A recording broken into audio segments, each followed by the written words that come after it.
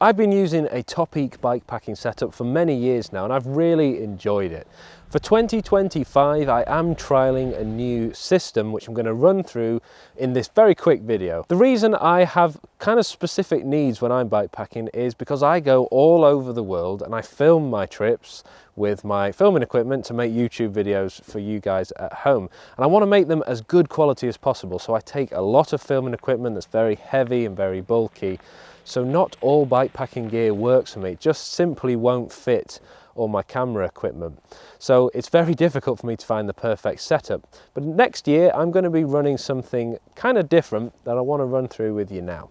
This video is more about how I set up my bike rather than the bags and the bike in detail. I've done a separate video on the bike if you want to go and watch that. I'll leave a card up there or a link in the description.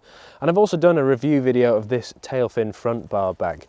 But in this video, I'm going to run through how I set up my system for my bikepacking films. The aim of the game for me is for my setup to be super tough and robust.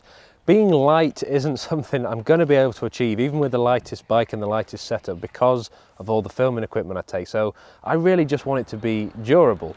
And that's exactly why I went for these panniers. These are the ultra durable 22-litre panniers from Tailfin.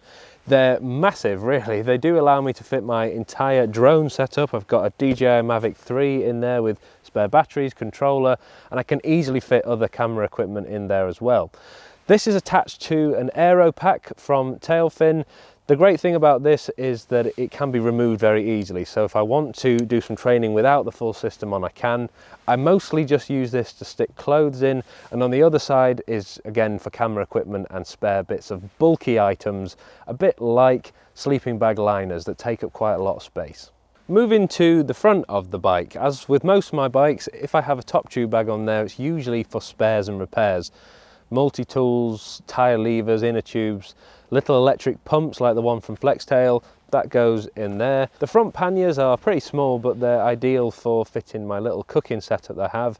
I just have a Stanley pot with 2 cups, 1 gas canister and an MSR micro pocket rocket in there, which is ideal for everything I do. I usually just have dehydrated food and cups of tea when I'm out bikepacking. Everything else is just dry food. So lastly, moving to the front of the bike, this is my Tailfin front roll-up bag, and in here it's entirely sleeping equipment.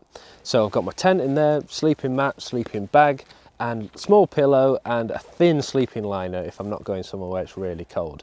You'll be amazed if you have the right stuff what you can fit in a good front roll-up bag like this, and I literally fit all of my sleeping stuff.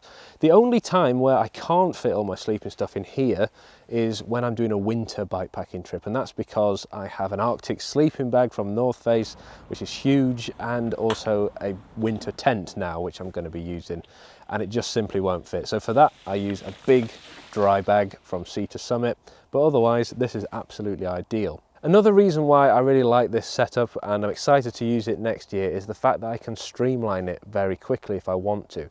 I'm hoping to do a bikepacking race next year. I have entered one, I'm just waiting on the decision whether or not I'm going to be able to do it. All I need to do is remove the rear panniers with a quick release and the front panniers, just be left with the aero pack and the front roll-up bag, which allows me just to take the essentials if I'm not doing a bikepacking film.